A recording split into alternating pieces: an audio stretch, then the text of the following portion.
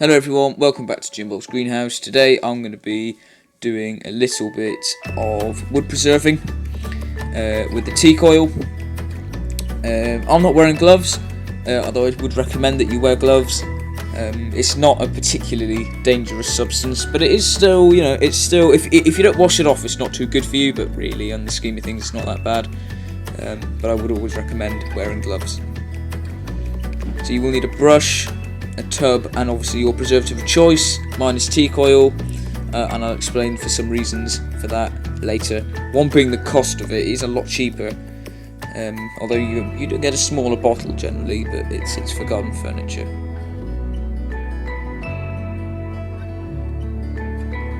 Yeah, so as I'm saying, there's some little splashes here, as you can see on the floor.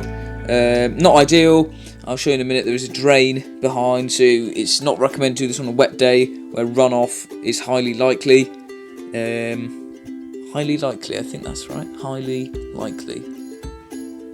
Well, I may have just invented something new then. Right, I'll show you the drain now. So if it was going to rain directly afterwards, then I wouldn't do it. But because it's so hot, it's just going to burn off. It's not really a problem. Although you should always be careful with any chemicals because it's bad for the environment.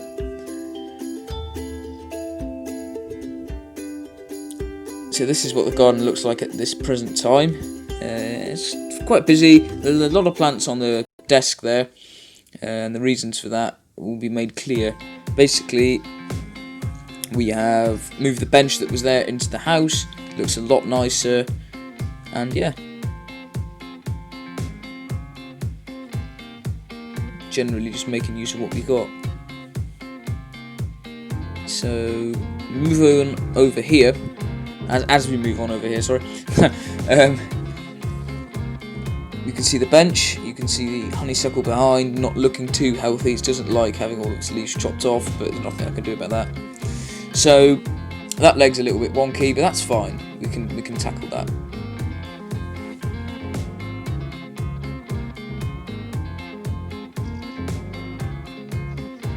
So moving on to actually applying it, you just use a brush and just apply it, paint it on.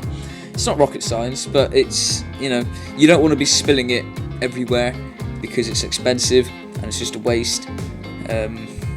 It's imperative that you make the surface that you're using completely clean, or as clean as possible, because dirt it just makes a mess really. It actually impedes on the performance of the preservative. So the reasons I picked teak oil was because it's a hell of a lot cheaper.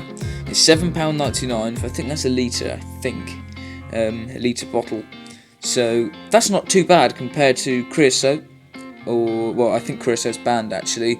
I think they call it Eco Coat now or something like that, Cuprinol, or another creosote substitute.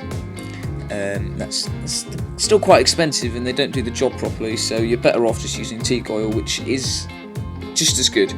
Some people use multiple coats. I'm just going to do a nice even coat, just one even coat, and that's it. That's all it really needs. You could do two for peace of mind if you were really concerned, but to be honest with you, it doesn't really need it. It's not. If it was going to be if it had been a really wet summer and it rained all the way through, then yeah, I would probably put some a second layer of teak oil on, but we're just doing one today. Another reason for not putting creosote on is because it's actually a really strong chemical and it's not too beneficial for your plants. In fact, it's so strong that if you were to put it on a raised bed, the earth would still have fragments of creosote in it for the next 10 years.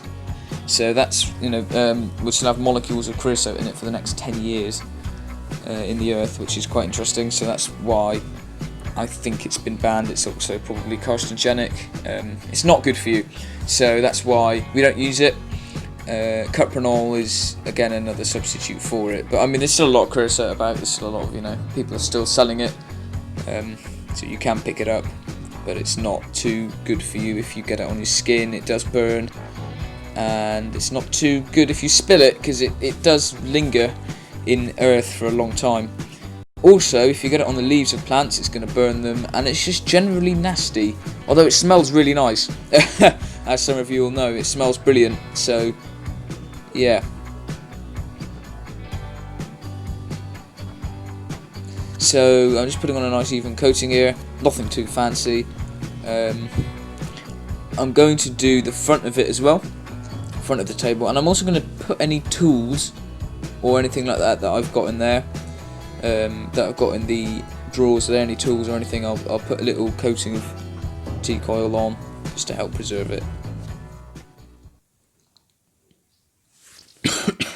Sorry about that. So, if anybody's been doing any interesting projects during lockdown, please let me know. We've just been renovating a house, so nothing too interesting. But yeah, so as you can see here, I'm just getting rid of all the rubbish around the base here, all that earth, and because where the leaves have been rotting, we want to preserve that area really. That's where there's a lot of sludge and stuff going to build up in the winter time, and the bits that stick out like here.